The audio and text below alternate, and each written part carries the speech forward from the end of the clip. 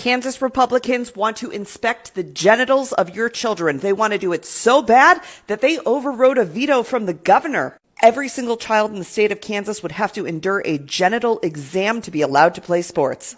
In a state with over 3 million people, where only half a percentage point of people identify as trans. I want y'all to really think about this one, okay? Legislators have created a law that allows them access to your children's genitals because they think you're so afraid of trans people that you're going to allow it. And what would these examinations look like? Who would be authorized to do them? How frequently would they take place? With the amount of teachers in Kansas just in the last year who have been accused and convicted of child molestation, you trust these people? These are all separate cases. You trust these people? You trust these schools to conduct genital inspections on your children?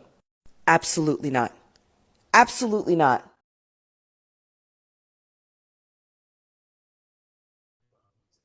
Good evening, good evening, good evening. Thank you for joining me here for Conversations with Taz. Let's get into it with Taz and Chris.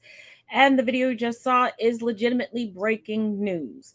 Yes, the governor had previously vetoed this and was like, nope, no checking genitalia to determine who's on what team, just however they identify. That's the team that they would go on. And I've already explained to you all the hormone therapy and everything and how it does even the playing field. But no, the GOP, the Protect the Children Party, once again is at it again. So let's see. So far this week, and it's only Wednesday, we have seen fascism right in our face in Tennessee, Utah, Florida, and now Kansas. Who's next? I didn't see the video pop up on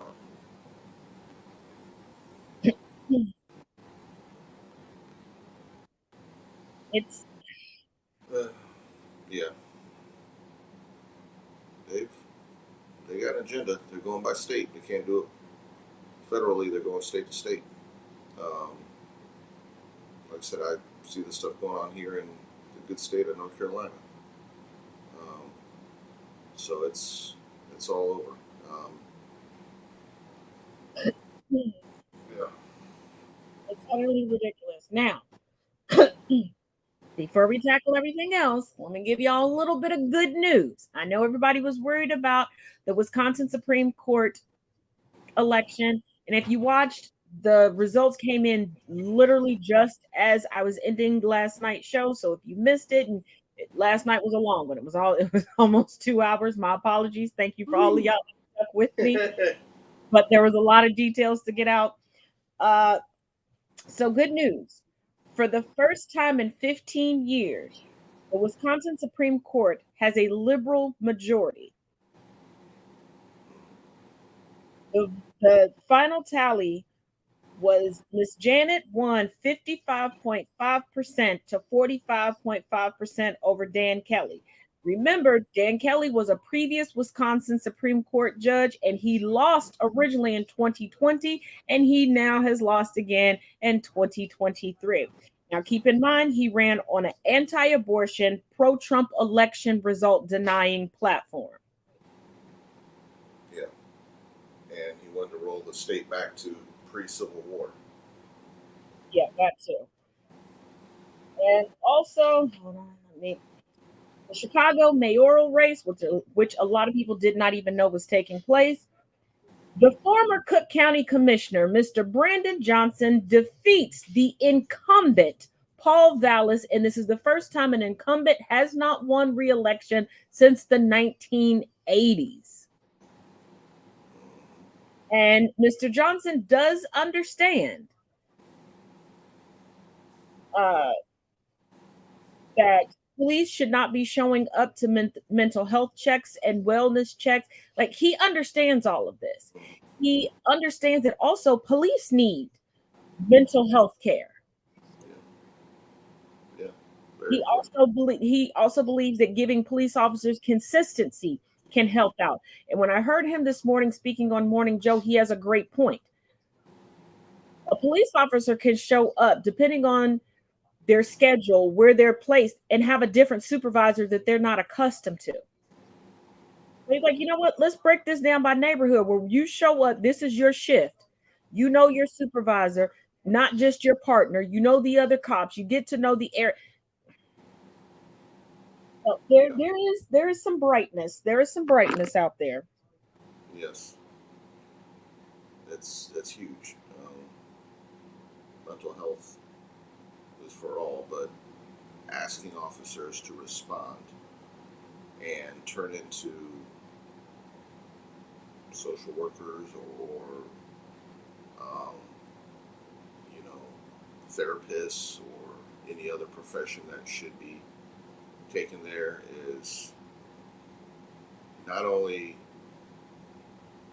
is it not coming from the right source, it's putting the officers in their own mental state where now they're dealing with issues. And we know that there are officers out there that grow very unstable in the job within themselves. And there's a lot of tragedies that have happened from officers um, not just quitting the job, but potentially harming themselves. So it's a big deal for them. And we can talk about how this should be cross country, but you know, any moves, any steps forward is big. Maybe others will take note, but clearly that's a huge move.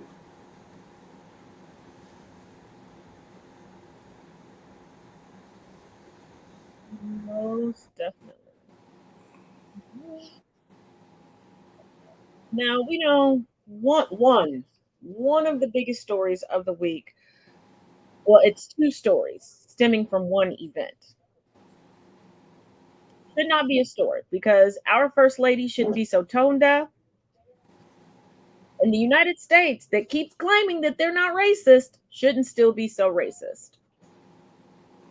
But we do have to talk about the two controversies that have stemmed from the NCAA Women's Championship and the historic win by LSU Mm-hmm. that is being overshadowed.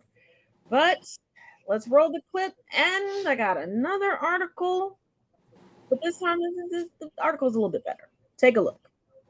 This had so many people in their feelings. Shaq is out here defending Angel Reese, who's receiving a lot of hate for taunting Caitlin Clark. Classless piece of shit, and so is your mother. What a effing idiot. Shut your dumb ass up and leave Angel Reese alone. Me personally, I had no problem with the taunting. I'd also drink Angel Reese's bathwater. The first guy, Dave Portnoy, got like 3 sexual assault allegations against him and is a racist. But she's classless for hitting the fucking John Cena? That's where you drawing the line, bro? I know a lot of people are Caitlin Clark fans, which is fine, but there's no reason you should be this upset about it. Y'all motherfuckers more hurt than she is. It's really hard to take these 50-year-old geezers calling her out her name serious. Y'all need to just sip your carrot juice and relax. Remember when Luka Doncic did this to Devin Booker, how horny he had y'all? A lot of y'all was ready to let Trae Young bust it down on you after he hit that dagger versus my Knicks and then did the bow.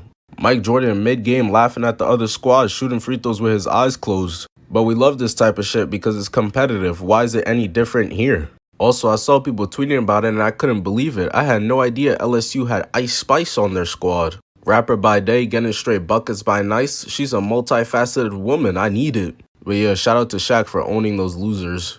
And based on some comments I'm seeing from people talking about Angel Reese need to take out those fake lashes, I think we really know why some people are actually upset. Now, Dr. Biden, the First Lady of the United States, is continuing to backpedal her invite request to her husband to have both teams come. But Caitlin Clark has decided to finally speak up. It would have been nice if she would have spoke up on the first night, but she's decided to speak up. And this is coming from CNN.com. Caitlin Clark defends Angel Reese, says she shouldn't be criticized for gesture directed towards her. Iowa's Caitlin Clark has said LSU's Angel Reese shouldn't be criticized for the gesture she directed at her. Near the end of LSU's victory over Iowa in the NCAA Women's Basketball National Championship game on Sunday, Reese could be seen approaching Clark before moving her open hand in front of her face, popularized by WWE star John Cena to mean, "You can't see me," before pointing to her ring finger in a gesture some interpreted as a reference to the place where her newly acquired championship ring might sit. Clark made a similar gesture to another player earlier in the tournament. The gesture sparked much debate, especially on social media. Some criticized Reese, while others defended her actions, highlighting how there was no public outrage in response to Clark's gesture earlier in the tournament. In the press conference after claiming LSU's first NCAA Women's Basketball National Championship, Reese referenced the difference in reaction she received as a result of her gesture compared to one Clark received. Clark, who had 30 points in the national championship game, said that trash talking is a part of basketball. I don't think Angel should be criticized at all, Clark said in an ESPN interview on Tuesday. I'm just one that competes, and she competed. I think everybody knew there was going to be a little trash talk in the entire tournament. It's not just me and Angel. We're all competitive. We all show our emotions in a different way. You know, Angel is a tremendous, tremendous player. I have nothing but respect for her. I love her game. The way she rebounds the ball, scores the ball is absolutely incredible. I'm a big fan of her and even the entire LSU team. They played an amazing game. Right. And they did. And it's a shame we're taken away from the championship by having debates over something that really shouldn't have came up at all. Like, this is part of the game. Nobody really had a problem with it except those that wanted to have a problem with it. This wasn't, you look at the two teams and they turned it in, the black team versus the white team. I mean, they literally just turned that game into, that's what it is. You got lashes versus no lashes. You know, it's ridiculous, but unfortunately, we're having to talk about it because it became an issue, like, right away, overnight. We're waking up to not so much LSU first to win, and not just their program, the men's too. And we're having to talk about, you know, trash talking. I mean, if it was taunting, someone's in their face, someone's pushing, somebody is standing over top of them, saying something else. This is part of the game, whether it's men's, the women's, the pro, the amateurs. It's part of the game. This should not have been something to bring up, but obviously you have many of those in this country that, for their own reasons, did not want to see LSU win. So whatever they can do to chop that tree down, they'll do their best and blast anything they can out there. And like you said, you would have liked to see Clark come out just a little bit earlier, but nonetheless, she realized too. And she also came out and talked about the Dr. Biden invite, and she made it known on her end on that one too. So it's just, to me, it's sad this has even, that we have to, we're talking more about this than the great run that LSU made and won it.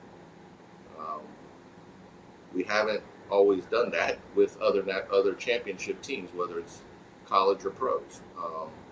Usually other things aren't overshadowing the championship.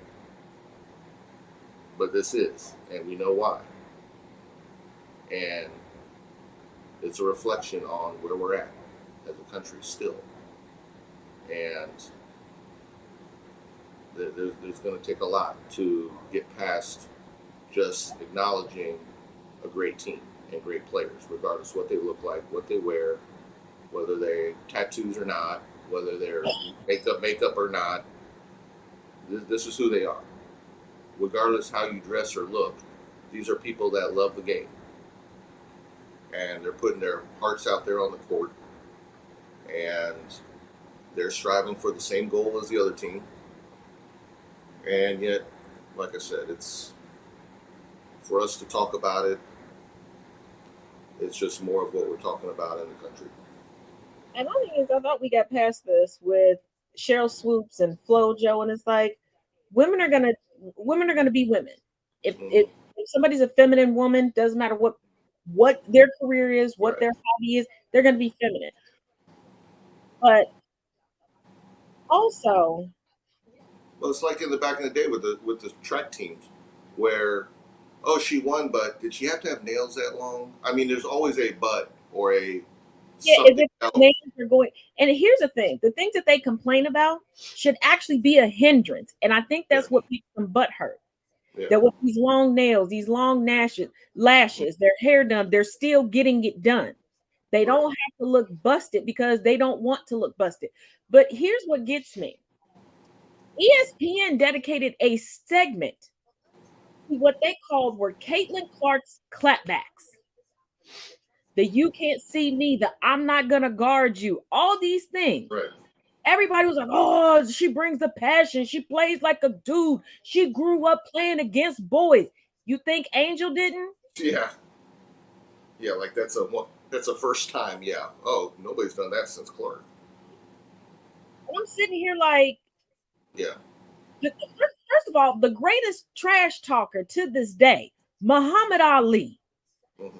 And y'all, people still quote Muhammad Ali to this day. I know I do. Right. But what do some in this country? Right, and it doesn't matter. It could be a card game. It could be I could be gaming. If I'm like feeling myself and hot, yep. Yeah.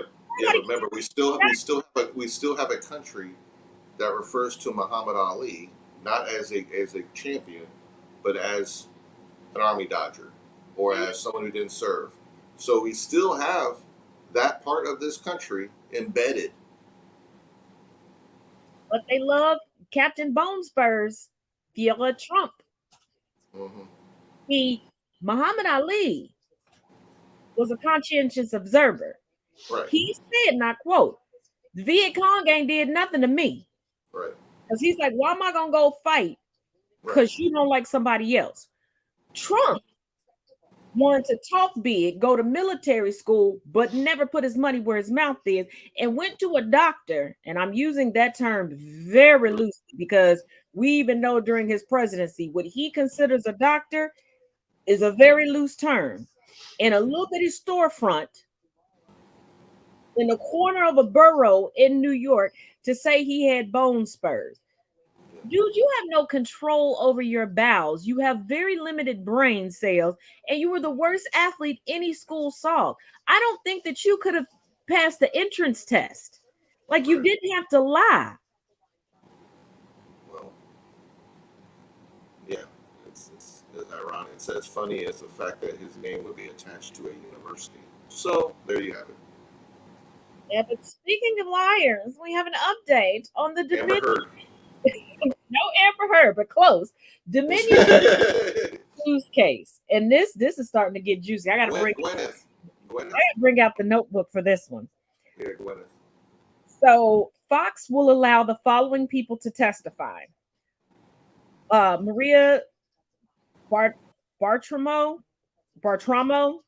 and this is because the whole lie, the whole, pushing forth the election fraud lie started with her on November 8th when she brought on Sidney Powell, and she should have known not to trust Sidney Powell because she was privy to the email that Sidney Powell got from the woman who claimed that she got all this information from basically a fever dream. Tucker Carlson, Lou Dobbs, and if y'all recall, Lou Dobbs was fired early in 2021. Sean Hannity, Jean Pirro, Brett Baer, Dana Perino, and the CEO, Suzanne Scott. And Suzanne Scott was the one that was providing the rationale to everyone to keep perpetuating a lie so that they could hold on to their sponsorships. Now, the trial is set to begin on April 17th. But guess who's not on the list? Rupert Murdoch or his son Lachlan Murdoch. And Rupert is in his 90s and is engaged and has been busted by the judge by posting everywhere talking about he's so excited to get married and fly the world with his new wife. And the judge was like, so why can't you come to court? So the judge has encouraged Dominion attorneys to subpoena both of the Murdochs because they say that they have testimony that's going to be crucial to the case. And the judge is said to be losing patience with Fox News and Rupert Murdoch specifically and their legal team because of all the shenanigans that they're pulling. Ooh, see, these folks are getting tired of these spoiled rich kids. Like, yeah, Yeah. Yeah, we know how they do. Yeah, this isn't a grounds for where they're worried about ratings. So that's And even with this lawsuit, as of last night, Tucker was still lying on the air, like blatantly, just lying. and they're out there showing the whole speech of a man who does nothing but lie. So yeah, I mean they keep fact checking in business forever. And hold on. Oh, I almost forgot before we go any further. Mr. Dan Kelly, the sore loser from the Wisconsin. Oh yes. Y'all got to see this for yourself. Trump has really changed the ending of elections. It's like if you can't win, throw a fit, cry about it, come up with some alternative narrative. Dude, you lost twice back to back. But y'all take a look at these two videos and tell me. He's hanging out with Herschel now. Here we go. I wish that in a circumstance like this, I would be able to concede to a worthy opponent. But I do not have a worthy opponent to which I can concede. This was the most deeply deceitful, dishonorable, despicable campaign I have ever seen run for the courts. It was truly beneath contempt. Now, I say this not because we did not prevail. I do not say this because of the rancid slanders that were launched against me, although that was bad enough. But that is not my concern. My concern is the damage done to the institution of the court. My opponent is a serial liar. She's disregarded judicial ethics. She's demeaned the judiciary with her behavior. And this is the future that we have to look forward to in Wisconsin. So what is Scammy Davis Jr. here talking about? He put this tweet up last night, or actually he telegrammed it because I think he's banned from Twitter. He telegrammed and said, that's a wrap. There is no path to the presidency in 2024, assuming for Trump or really any Republican that they put out. Now that Wisconsin is going to have a more liberal Supreme Court. So why is that? Why would the path for the presidency depend on the political leanings of the Supreme Court of Wisconsin, the swing state? Well, I will tell you, it's because Republicans can't win elections. So they fully planned on just challenging the election, and they needed Wisconsin and a conservative Supreme Court that was willing to play ball. And now that just blew up in their face. Thanks, Gen Z. Yeah, the GOP knows that they can't win the popular vote. So they planned on just taking every election up to the Supreme Court. And that's why gerrymandering is in their book.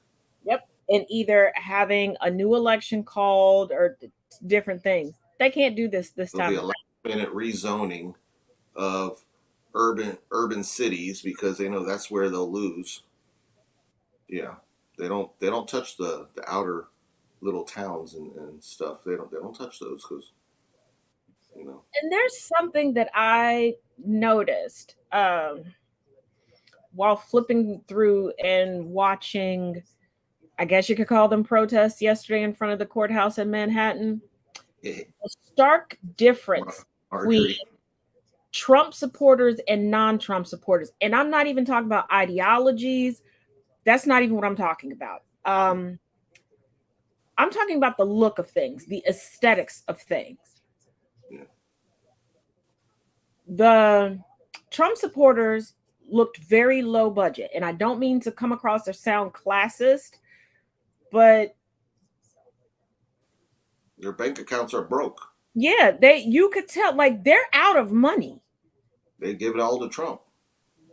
And I've been to many a protest. I've been to many a sit-ins starting from middle school. And one thing that is essential, and if you watch me on any profile, if you know me personally, you know there's one thing that I have in abundance: water bottles, water jugs. I even have like a little crossbody thing just for a water bottle, my cell phone, and like a debit card and my ID, because you do need that just in case. You They had none of that. They had a bunch of like the free reusable, and don't get me wrong, I love free. Y'all know I love free, and I'm always trying to tell y'all where to get a discount or where to get something free. Don't get me twisted. But the free reusable shopping bags, which I'm like, that's not very convenient when protesting, and it's not very comfortable because you're just using one shoulder, and God knows what's going to spill over in that. But then on the other side, the non-Trump side, I saw designer clothes, which I don't know why you would be protesting in good clothes. Iced coffees and Broadway tumblers, comfortable shoes. People had brought chairs with them. People had full meals and bento boxes. Yeah. I'm like, y'all are placating to the wrong people. Like, you're trying to grift, but you're grifting from people who have truly limited funds. I mean, why do you think Marjorie was in there? She fit in. And shout out, I don't always agree with everything he says, but shout out to comedian and actor Michael Rappaport. I did see that. Now, I can't remember what network I was watching. Like I said, I was flipping. And He went off on Marjorie. The poor reporter that was out in the field was trying to like talk to the people back at the station. And that's where I heard the video, and I was cracking up that I couldn't even like get the footage because I was laughing, because I was like, that voice sounds familiar. And then tagged me, added me on Twitter where he was saying, yeah, that was me. And I was like, that's why that was. But he told her to go back to the zoo that she came from, the lasers on her. He said it all. I was like, get out. Told her to get out of New York. I was like, oh my god. And then she tried to blame the mayor, talking about he's weaponized the left against. No, Marjorie, you forgot you were on Twitter. The GOP are not the only people that can see your tweet. You were talking big cash money shit about New York. New York is the birthplace of fuck around and find out. Yeah, they are about action. And she's about the Q. Yep. So, yeah. And she's so big and bad because remember the poor children, the survivors of the Parkland school shooting. She had no problem chasing them down in the street, being big, bad, and bold. She had no problem taking it to fisticuffs with little bitty, teeny, tiny, dumb Lauren Boebert in the bathroom on Capitol Hill. But she couldn't take a few hecklers when she's been heckling people for forever now. Yeah, she didn't look comfortable. She looked like she actually had fear. Not that anyone was really going to do anything to her, but. And then this protest that she organized, she didn't even get a permit for. Right. And I'm like, New York, pay attention to that. Fine her for that. Fine her. How's she going to get a permit? Q sent her. Ain't that the truth? And my biggest thing was, because people were like, well, do you know anybody that was at the protest? And I'm like, there are a few mutuals of mine from different social media platforms that either traveled to New York or just happened to live in New York that were there. And they're like, well, why didn't you go? What is there to protest? It's a court appearance. Right. Me standing outside isn't swaying anything. Right. Yeah. Yeah, this was procedural. Yeah, I mean, we saw what happened after he left. Pete went back to his native country of Florida. Expeditiously. Yeah. But since we're on the topic of New York, like I said, New York is about action. And running Marjorie Taylor Greene out of town isn't the only thing that they've done recently. So I would say all of you homophobes, transphobes, racists, etc., steer clear of New York because they're not playing with y'all. Take a look. I have to tell you, I have a new respect and appreciation for New York City. I tell you what, they don't fuck around in New York City. A while back, some Proud Boys were out prancing around in Manhattan. And frankly, the New Yorkers didn't take too kindly to that. They didn't give them a very good welcome.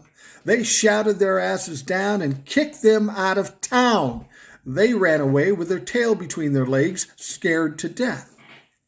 Then today, Marjorie Taylor Greene showed up in New York City to support her Lord and Savior, Donald Trump. And oh my, she is a tough girl. She's going to fight with the Patriots.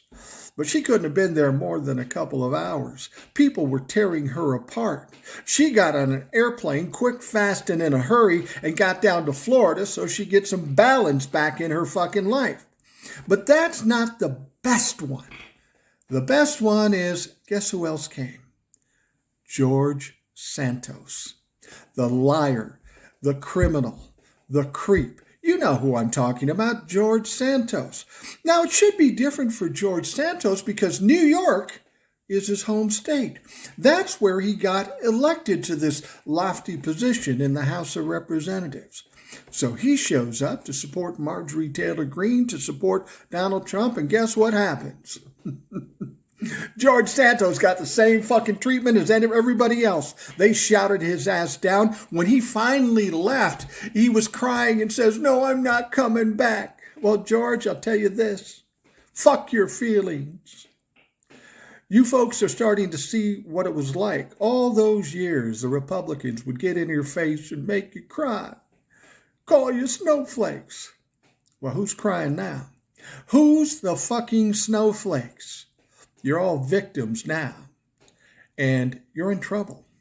You can't even come to New York City, your own home fucking state, without getting your ass kicked out because you're on the wrong side of history, dumb fucks.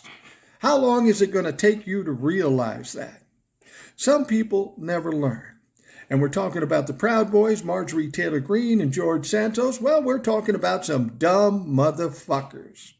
So if you're a Trumplafuck and think, hey, I'm going to go to New York and spread the word of Trumplafuckism, I'd think twice about it. It's not going to go well. This is what you call karma. This was an excellent article. But the best part about this article was the tweet. Let me show you. Yusuf took out a full-page ad. And I enlarged, and you're going to get to read both sides. This is his full-page ad letter to Donald Trump. Please pause and read. Give you a second.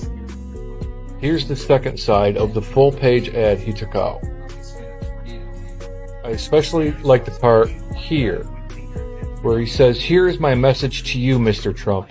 In response to the multiple federal and state criminal investigations that you are facing, you responded by warning of potential death and destruction, and by posting a photograph of yourself with a baseball bat next to a photo of Manhattan DA Alvin Bragg. These actions, just like your actions leading up to the January 6th insurrection at the U.S. Capitol, are an attack on our safety. Karma knows no time, and she's a bitch. Well done, sir." Now, I do want to offer one correction from last night. I said Donald Trump Jr. posted a picture of the DA's daughter. It was actually the judge's daughter. My apologies. My apology. That's what happens when you read things way too quickly online. Because he had been previously doing that. Now, Trumplafuckism is going to be my new word. But the second video is quite poignant and a large dose of karma. I don't know how many people are old enough to remember this, but you remember the Central Park Five that now go by the Exonerated Five, although there are technically 6 of them, but we'll go into that on another day. Donald Trump infamously took out a full-page ad calling for their arrest and execution. No proof, no nothing. And as you can see, they were innocent. So it was one of the Exonerated Five who is currently running for office that took out that ad and also is using the same type of ads for his campaign. I love this for him. About that. Like I said, there's a lot of people out there who, number one, don't Google or research. That still don't know who Trump is. Like, Trump has had a life of this. He's been this way. Like, this just didn't start, during The Apprentice into his running. I mean, this is Trump. Like, from young Trump on up. Little Donnie, next to Daddy. Yes. Mm-hmm. People just don't know Trump. This is who he is. He tells us who he is. Believe it. As the legendary late great Maya Angelou said, Yes. when he tells you who they are, believe him. Now, we saw Marjorie, I'm sure everybody saw Marjorie Taylor Greene get run out of Yes. New York, but George Santos, he put up The astronaut? Oh. Yeah, the astronaut, the scientist, the investor, the Martian man. At this point, I'm waiting for him to say that he was Mork from Mork and Mindy. I really am. I'm ready for him to say that he was Sophia Petrillo from the Golden Girls. Like that's just the next. Now, if he said he was Elon's cousin, I might believe him. Yeah. But he gave a little bit more pushback than Marjorie did. But this pushback, take a look. Just take a look. Is any president above the law? No. But is this DA going to start criminalizing criminals? How do you know what? Where's Hunter Biden's indictment? 2 years of a laptop full, a treasure trove of crime. If the former president committed a crime, if he committed a crime, should he? Is anybody accusing me of something? Are you judge and jury? Congressman, if the former president committed a crime, should he be held accountable, though? This is not that crime, though. No, why not? This is old news. All right, so Congressman, say again, do you believe the president is above the law? Are you okay down there? People okay? Your colleagues are. You know I can make room, right? Excuse me, let's go. Make some way. Make some way. What's the matter with you? Ma'am, can we get some space? Like, let's go.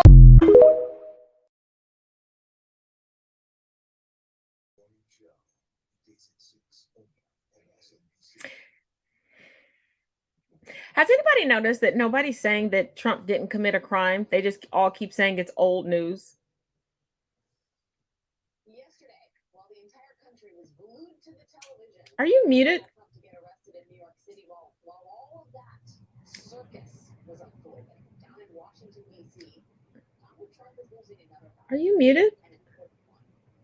Say something, Chris. Yesterday rejected Trump's latest attempt to block some of his closest aides from testifying about him to the special grand jury investigating. I can't hear you. Drop out and come back in. Okay. Well, while we wait for Chris to reboot and come back, isn't it amazing that he says no president is above the law, but this isn't the crime? Did y'all catch that? He said this isn't the crime. This is old news. They know he's guilty. They're just fearful that, well, if he's been indicted, the rest of us can be indicted. Because if they don't win next election, well, actually, Spiro Agnew showed outside of the president, that really doesn't mean much. Okay, can you hear me now? Yes, I can. Good. Okay. I mean, they're all saying this because he said this isn't the crime. This is old news. And they're afraid. See, the president can't be indicted while president. As I broke it down for y'all a couple days ago, just like Spiro Agnew, one of Nixon's VPs, Gerald Ford, took his place when he resigned. He was indicted, and he resigned through a plea agreement. See, they all know that they got dirty hands. Right. And they're shaking in their boots because they're like, am I next? Am I next? Am I next? And you should be. And if Hunter Biden's laptop is such a treasure trove of crimes, well, then he'll be arrested.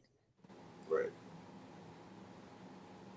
Yeah, somehow they think that they're not supposed to be invested. Like I said, their whole take is, why are you looking at us? Look at them. We follow the trail. The trail will lead us where it needs to go. If there's not a trail on another side, we don't follow it. There's no trail. So they just like they're doing with the other things, they want you to pull falsehoods out of a hat. And you can't do that. That's not how it works here. And they want to try and change how it works. That's why Donnie wanted to be forever in the White House, because he felt it's bulletproof there. Everything is Teflon to him, the new Teflon Don. And he feared leaving that once again, he'd be vulnerable. And yeah, this is what happens. And see, after 2 impeachments and he wasn't removed from office, that really just boosted him to the point of, well, I can't do anything. Now, before we get into the breakdown of his post-arraignment press conference speech shenanigans, let me just update you guys on some things. Regarding his hush money case, that's the one in Manhattan. That's how I'm going to refer to it here on this show. I don't know how other people are going to refer to it, but when you hear me say hush money case, you know what I'm talking about. Oh, it's Stormy money. Well, it's 2 women. It's McDougal and Daniels that are included in this. Yeah, but when they made it rain, it got stormy. And somebody in my comment section on TikTok said it's stormy over Trump. That was good. But what's next? What to expect next? There will be discovery where the prosecution will turn over evidence. We discussed that last night, where the DA is asking for basically a restraining order to ensure that Trump does not leak discovery, where he can look at the evidence only in his attorney's office. This information cannot be brought to Mar-a-Lago. He cannot speak about it, things like that. There will be motions. The defense may try to request a dismissal. Highly doubt that the judge will grant that. And then the trial will begin. The prosecution is pushing for the trial to begin in January because keep in mind the next court date is December 4th. The defense wants the proceedings to begin in the spring. The DA is claiming that Trump had a catch and kill scheme going in order to influence the 2016 election. That's where Mr. Pecker comes in with the National Enquirer, where any stories that were going to be devastating to the whole Trump campaign or to Trump himself were supposed to be killed off. That's why there was a $30,000 payment to a doorman for an alleged love child. And Trump has been warned by the judge, even though his legal team keeps trying to deny it, that regarding his social media rhetoric. And this trial could begin ahead of the Iowa caucus. The Iowa caucus is scheduled to take place February 5th of 2024. So is that when we'll find out if he's named his running mate Kanye? Yeah. Awesome. I think. And my thing is, if he does not pick Marjorie Taylor Greene, I wonder how quickly it'll take her to turn on him. It'll be a Trump West. Oh yeah. But let's break down this Trump post-arraignment speech. And for those of y'all, yes, I saw what he put on Truth Social right before we went live, talking about now he's saying that Tuesday was a great day, that he raised so much more money and his polling never looked better. The man is but let's get into let's get into this speech breakdown. And yes, the things that you're about to hear, if you did not watch the speech, I popped in and out. I know Chris popped in and out. It was as crazy as you're about to hear. It's the National Enquirer live. Yeah, so Bigfoot was on there. Oh no. Yeah, oh yeah. And the Loch Ness Monster. But pay close attention to this breakdown, y'all. We'll see you in 2 and 2. You know how we do. Anderson, it was a Donald Trump speech, which means it was a barrage of false claims, many of which I'm comfortable calling lies because they've been debunked repeatedly, and yet he keeps saying them, things like $85 billion worth of equipment left in Afghanistan when it was actually about $7 billion, or that nobody had a problem with his call with Georgia Secretary of State Brad Raffensperger until months later. No, people had a problem right away that very week. And Anderson, I found him particularly dishonest when he tried to pivot to the federal investigation into his handling of official documents. Listen to some of the things he said on that subject. Under the Act, I'm supposed to negotiate with NARA, the National Archives and Records Administration, which as of this date is a radical left troublemaking organization that red flags the Constitution of the United States and the Bill of Rights as dangerous and triggering. Can you imagine? This is what we have to deal with. Even though that has absolutely nothing to do with openly taking boxes of documents and mostly clothing and other things to my home, which President Obama has done, the Bushes have done, Jimmy Carter's done, Ronald Reagan has done. Everybody's done. I was working with NARA very nicely until the raid on my home. So 3 separate clips there we played. This is a triple whammy of nonsense. None of that is true. On the first claim that the Presidential Records Act said that he's supposed to negotiate with NARA over the return of documents, absolutely false. That law is open and shut, clear cut. It says that the moment a president leaves office, the Archivist of the United States takes custody of presidential records. There was nothing in there that envisions a prolonged negotiation. The second claim that Obama, the Bushes, Reagan, and so on also took documents like he did has been debunked by the National Archives and Records Administration itself. It says that it took custody as required by that law immediately upon those presidents leaving office, and NARA itself was the entity that moved the documents to temporary NARA-managed facilities, so not like their own house club resort near where their presidential libraries would be built. And then the third claim that he was working very nicely with NARA until this August FBI search, that is obvious nonsense. Look, NARA had been trying for more than a year to get back these documents that were rightfully theirs. Trump did not even return all the documents, we know, even after the Department of Justice took over and issued him a subpoena. So very nicely, I guess, is debatable, but in this case, it's just obviously wrong.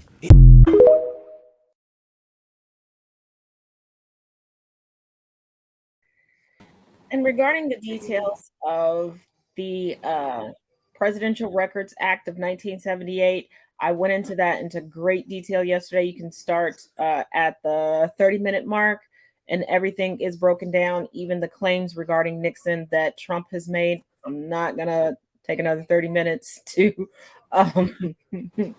break that down again. But Trump's full of shit. Yeah. To have it fact-checked, like last night's speech,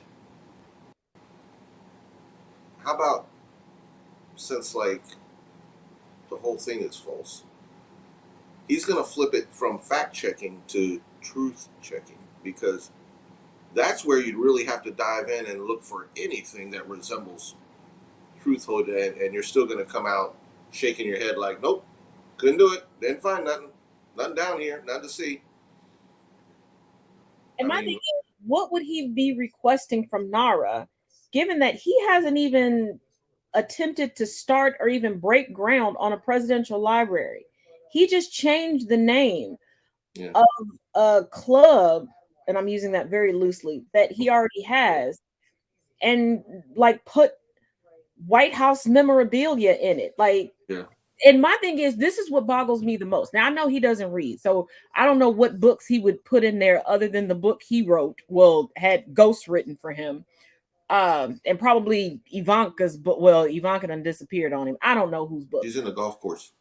But as ego-driven as he is, I'm like, I kind of figured he would be like the first president to go, well, I don't want a library. Can I just have a museum to me?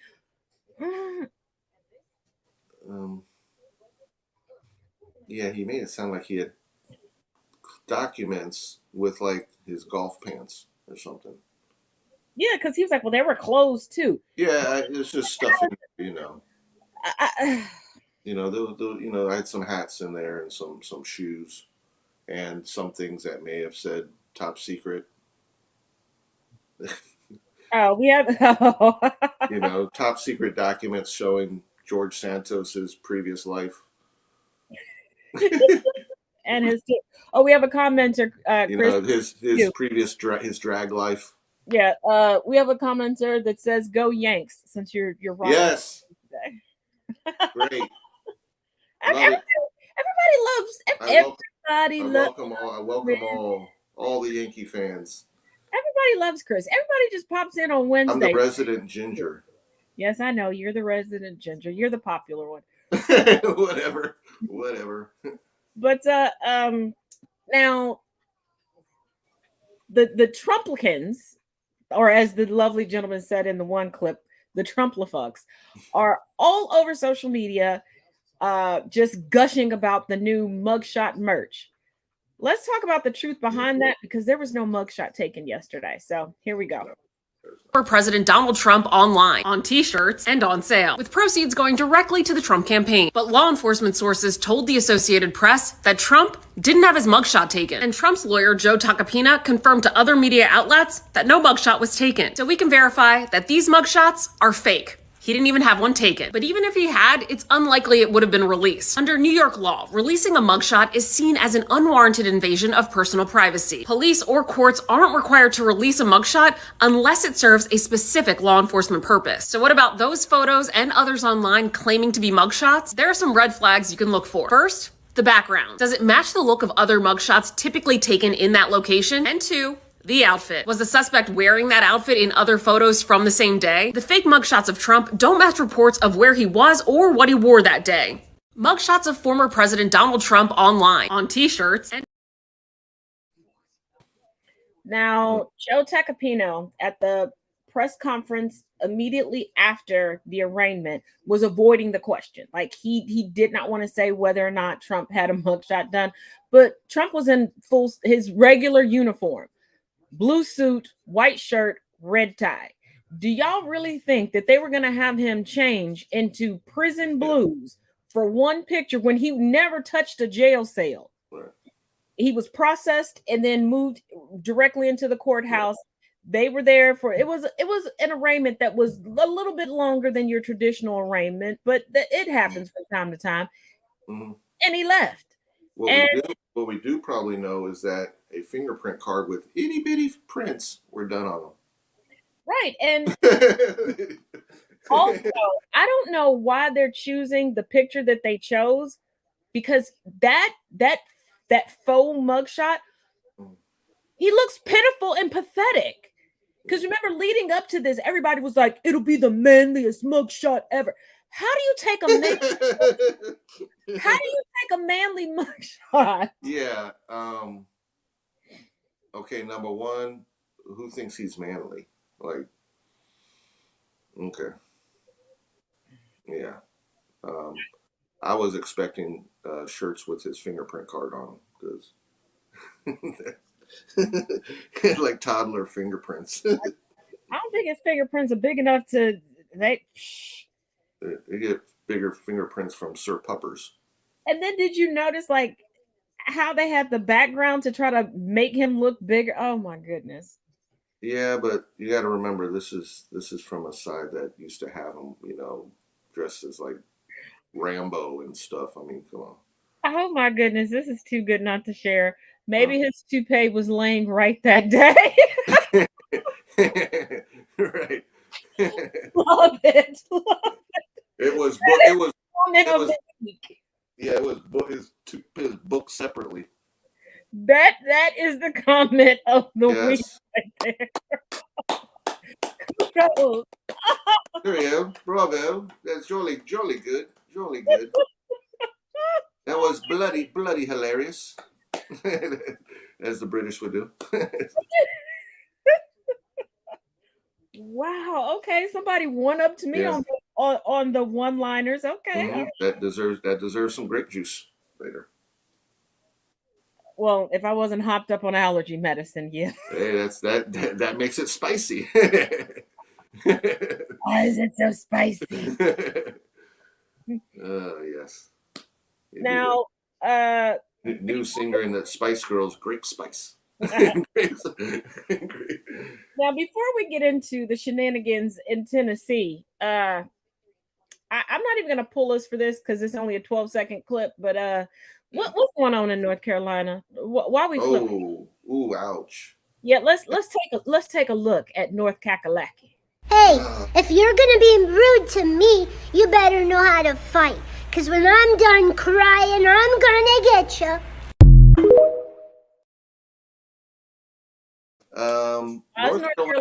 North Carolina has apparently a Kristen Cinema in their midst. That's what I look at it like. Is this a cinema clone? To flip flop and give them the super majority at a time when we still have, at least I know he can't run again, but we still have a Democratic governor. That's not a good look. It's like Arizona. And not the tea. No, and it's not sweet. No, it's like diesel fuel.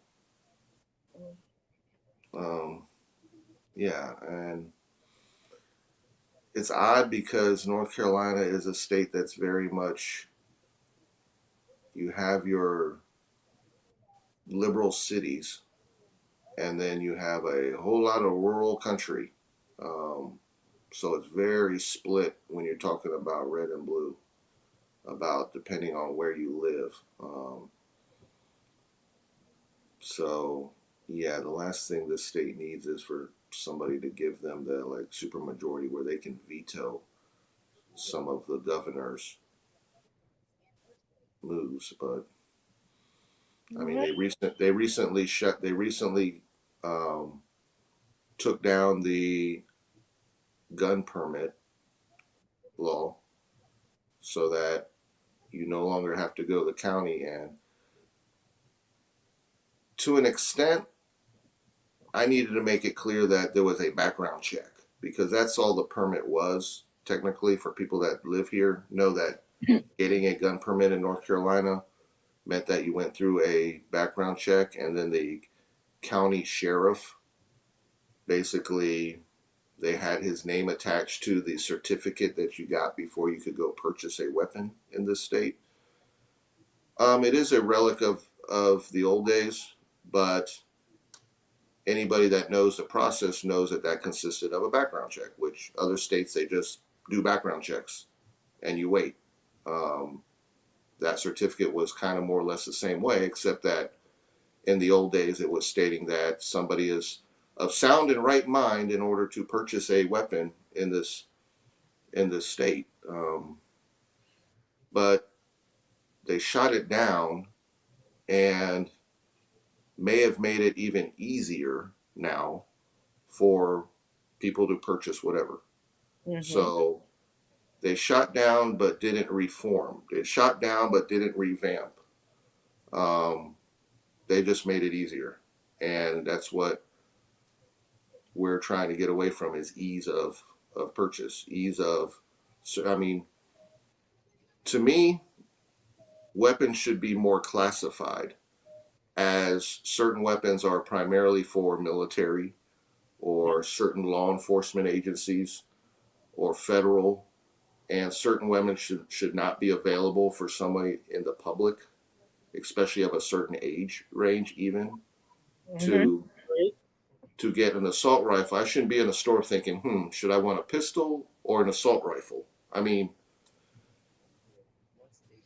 I think classifications would weed out the fact that certain people, that the public would even be eligible to purchase any of these certain type of weapons, whether it's magazine loads, whether it's capacity loads, whatever it may be, to reclassify some weapons. They shouldn't even be like eligible. Like, I wouldn't even be thinking about getting a certain weapon because I'm not eligible. Yeah. Now, you could talk about professions, but then again, you would have to go deeper into that, because if I had a certain profession, did that make me more eligible to get certain weapons? Well, would I stand to be criminally charged if I gifted that weapon that I purchased to someone who wasn't eligible? Yeah. So there are other ways to rework the system other than just ditching the gun permit. laws, and they just basically did that. And as far as we know, they just opened the door up for a lot of issues. So we'll see what happens in this state, because we're already dealing, like I said, this week with a cinema clone. So you all see that in Ohio? Oh, I'm sorry. I'm sorry. They're already red.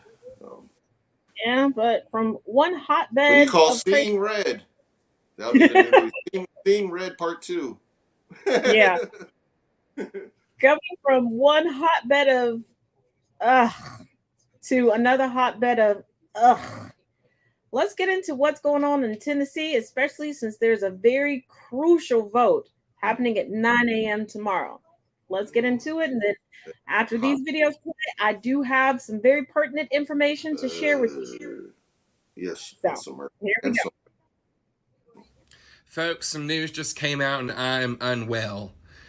The founder of the Tennessee Holler, the state's progressive liberal news outlet, has had his house shot up. Justin Canoe, founder of the Tennessee Holler, father of 2 and husband to a beautiful wife, had an act of terrorism committed against him this weekend in Williamson County. That's our state's richest county, where our governor, our Senator Marsha Blackburn, and a whole lot of other rich people live. In a targeted attack, these hate mongers have come out and committed an act of terrorism against someone who they don't like in the media. This is sick, and the FBI needs to get involved. This is not okay. This is terrorism.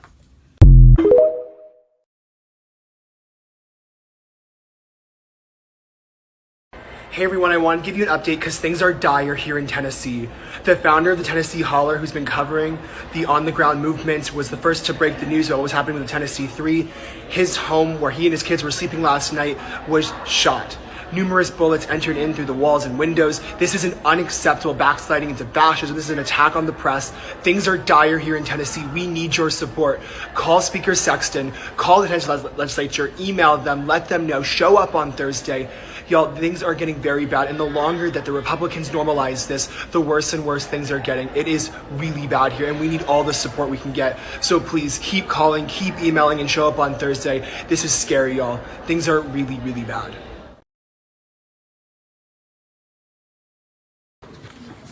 So why are you blocking these young people out? These young people have a right to be in this building. The speaker has shut off our ID badges. He's kept us under the chain. I mean, this is not democracy. This is fascism. What is going on? These young people. It's kind of like dictatorship. They said the speaker's not available at the moment. For is he in the office? Is he here? So why he not available if he not here? They said he's getting ready to leave. For what? He's not here. Excuse me. He can walk past all of us. Right. Sir, please don't. You cannot. Do not put your. I'm a member of this body. They don't get to make the decision. I work in this building. I'm a representative elected by the people that you put to. If you put your hand on me one more time, sir, I will file a complaint against you. Back up. Back up. You do not run anything in here. This is the people's house.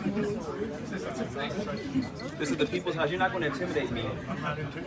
So you need to back up, sir. The people have a right to be in the people's house. These young people have a right to be in the people's house. This house belongs to these young people. And they're not afraid anymore. I'm not afraid anymore.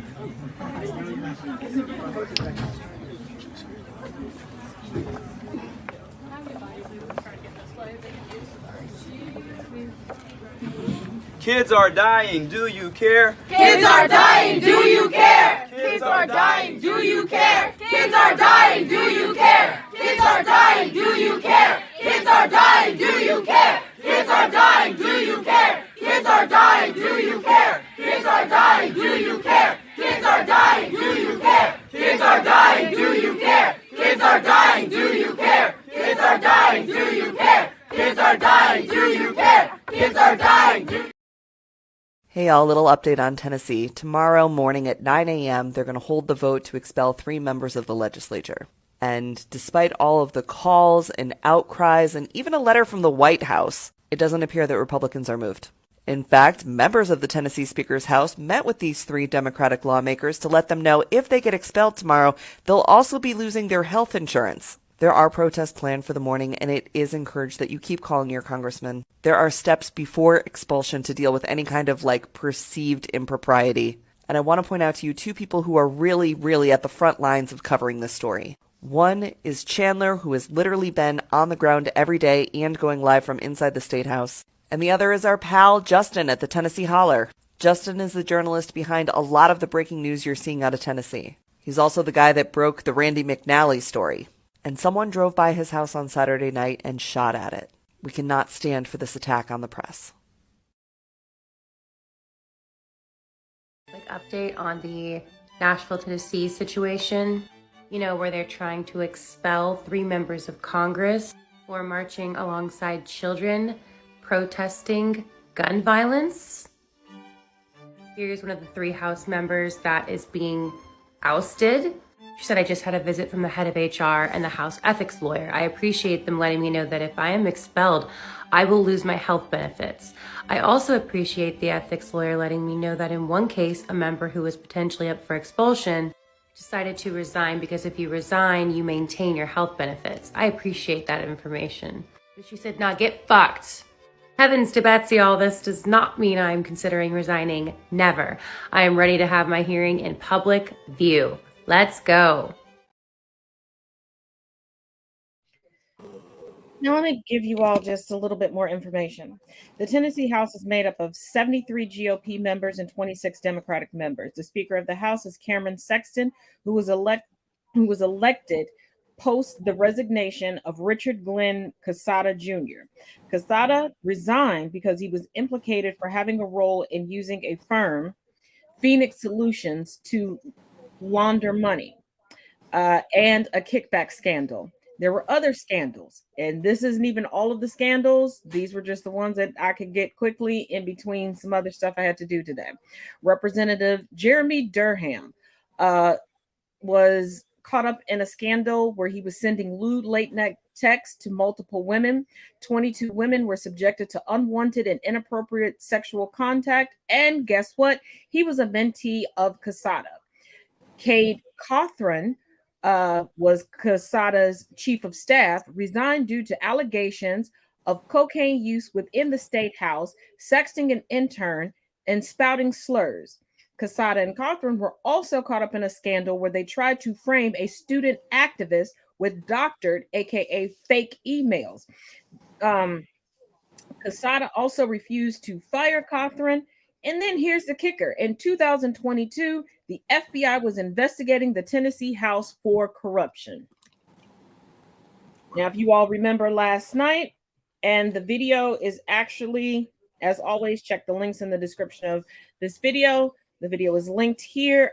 There was an interview with the 3 Democrats that are up for expulsion tomorrow at 9 a.m. They've even had grown adults that are members of the Tennessee House peeing in each other's office chairs. They had a child molester on a committee for education, and they knew that he was a child molester. And when Ms. Gladys, who's up for expulsion tomorrow, brought articles of expulsion against this child molester, she was told, and I quote, well, they know who he voted in. People deserve second chances. And like I said, that's just a drop in the bucket. But remember, we're looking at when you look at the right as a whole, playbook doesn't change from Washington to state level when it comes to we need numbers, we need control, we need power. They know wrongdoings as we can't lose numbers. Look at George Santos. This is from the current playbook. It's been running for a while now. We're getting rid, they're willing to worship guns over kids. We talk about the whole pro-life thing when we talk about it as pro-birth. because once you're alive, we may not secure you in the schools. So you're pro-birth and yet not pro-life because you're pro-guns. So you got a new baby, great. Good luck securing them in school as a young child, because we're not taking our stance against certain weapons or guns or reform. So their playbook is dangerous because it's on the state levels. And when we look at election and we talk about certain wins that the Democrats get, we take it as a win, but we can't be content because we look at how close these elections were. We have to be concerned.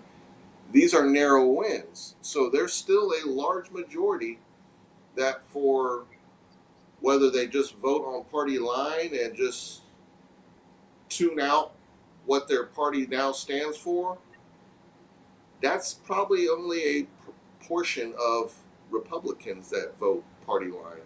There's a whole new wave of, this is what we're going to do at all costs. We're going to support whatever lunacy at all costs because, well, we've been told since birth that we don't vote for the libs no matter what. We don't change parties. If we were not to vote, then we didn't like the candidate, then we either didn't vote or we just vote for the candidate. This is still dangerous times.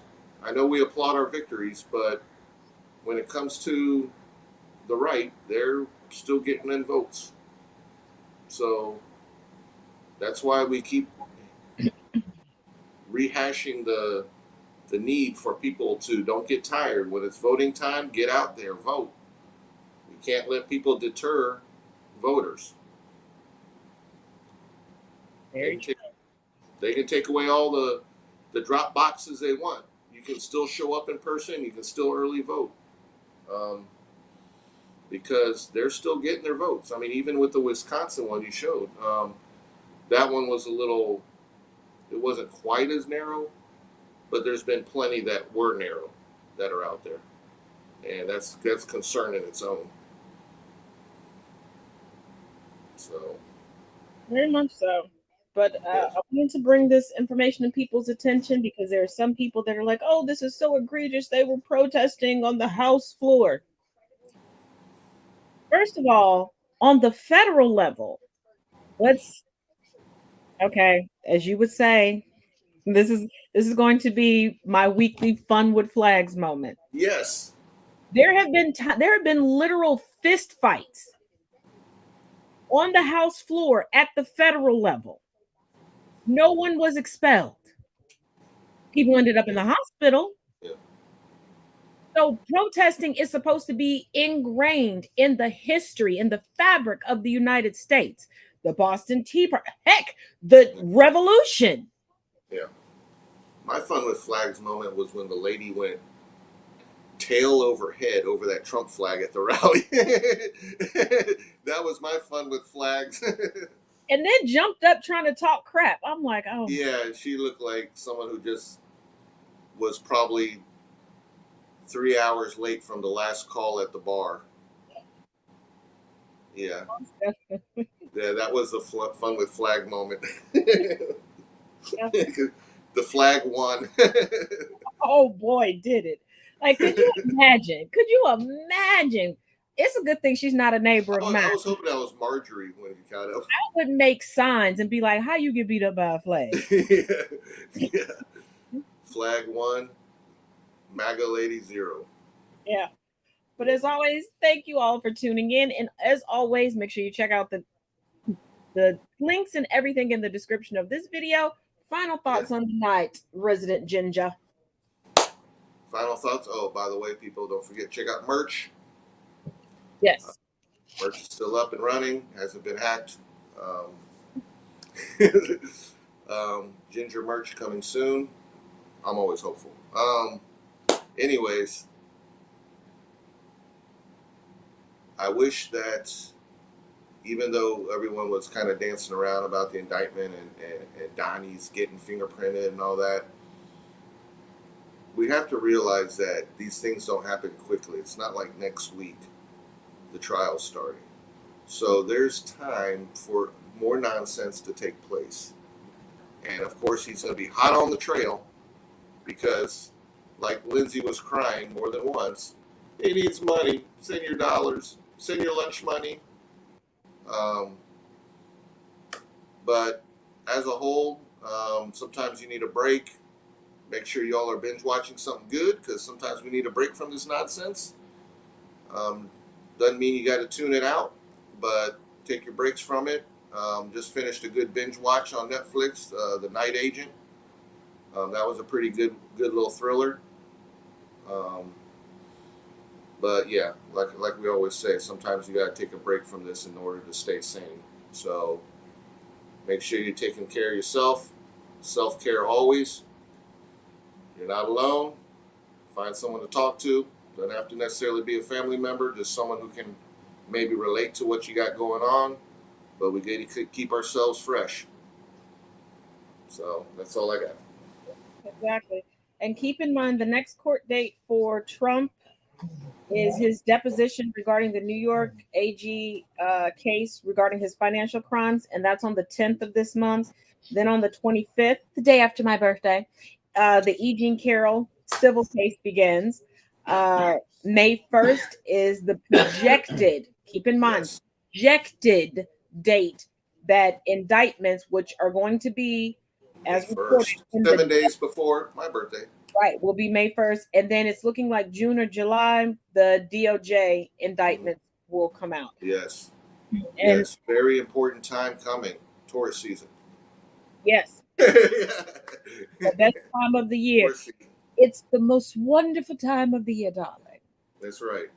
We got April Taurus, May Taurus. Same awesomeness. Yes. So you all be great. And as always, each one teach one, each one reach one. And I always try to leave things on somewhat of a high note. I think you all will get a kick out of this story. Chris, I think you saw it last night on the special with Joy Reid. I like to call this the tale of the Trump heckler. The guy running around behind me, I couldn't make sense of most of what he was saying, so I couldn't really address him. He just wanted to talk about my vagina. And I'm serious. I'm serious. That was his subject. And I just figured that's a hard conversation starter. Trying to convince him that I don't have one would be like trying to convince him that Joe Biden won the presidency. And so I never spoke to him. And you know, it was an otherwise completely pleasant encounter with the Trump press.